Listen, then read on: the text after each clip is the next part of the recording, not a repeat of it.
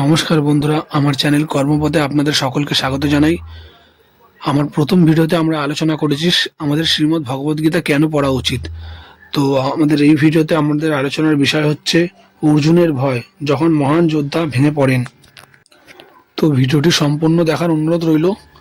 চলুন শুরু করা যাক। ধর্মক্ষেত্র কুরুক্ষেত্র, এই দিগন্ত বিস্তৃত মাঠ ইতিহাসের এক ভয়ঙ্কর দিনের সাক্ষী। একদিকে কৌরব সেনা, অন্যদিকে পাণ্ডব। এই দুই মহাশক্তির মাঝে রথের উপর দাঁড়িয়ে আছেন মহাভারতের সর্বশ্রেষ্ঠ যোদ্ধা অর্জুন এবং তার সারথি স্বয়ং ভগবান শ্রীকৃষ্ণ।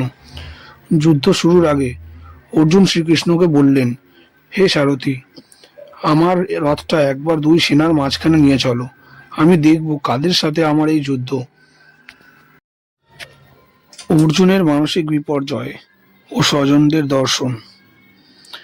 কিন্তু রথ যখন মাঝখানে এসে থামল, তখন অর্জুন যা দেখলেন তা এক মুহূর্তে তার ভেতরের সব সাহস ভেঙে দিল।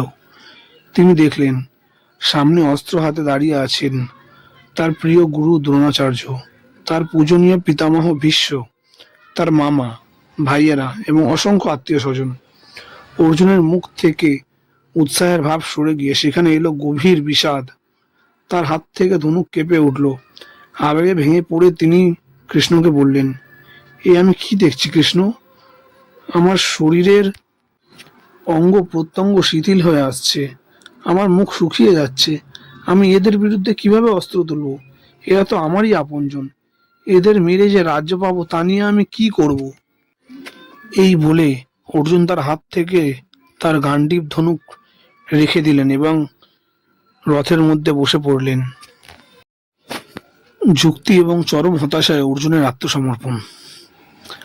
অর্জুনের এই হাহাকার শুধু আবেগ ছিল না, তার পিছনে ছিল কঠিন যুক্তি। তিনি বললেন, এই যুদ্ধ করা উচিত নয়। প্রথমত, যদি আমরা আমাদের বংশকে ধ্বংস করি তবে সেই পাপ আমাদের লাগবে। দ্বিতীয়ত, পরিবার ভেঙে গেলে বংশের পবিত্র ধর্ম নষ্ট হয়ে যাবে, যা সমাজে খারাপ প্রভাব ফেলবে। অর্জুন ভয় পেলেন যে এই পাপের ফলস্বরূপ সবাইকে নরকে যেতে হবে। তিনি সিদ্ধান্ত নিলেন, এত বড় ধ্বংসলীলা ঘটিয়ে তিনি কোনো রাজ্য চান না। অবশেষে এই মহান যোদ্ধা আর পারলেন না।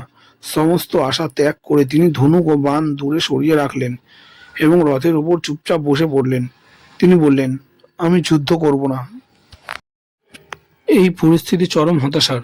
যখন একজন যোদ্ধা, একজন নেতা, একজন মানুষ সম্পূর্ণরূপে ভেঙে পড়েন এবং অস্ত্র ত্যাগ করেন, তখনই প্রয়োজন হয় আলোর। অর্জুনের এই গভীর বিষাদই জন্ম দিয়েছিল বিশ্বের সর্বশ্রেষ্ঠ জীবন দর্শনের, শ্রীমদ্ ভগবদ্গীতার। পরের পর্বে আমরা দেখব এই ভয় এবং অবসাদের সময় শ্রীকৃষ্ণ অর্জুনকে কি জ্ঞান দিলেন। পরের ভিডিওতে আমরা আলোচনা করব শ্রীমদ্ ভগবদ্গীতার প্রথম 5টি শ্লোক নিয়ে। ভিডিওটি ভালো লাগলে আমার চ্যানেলটি সাবস্ক্রাইব করে আমার পাশে থাকুন। ধন্যবাদ।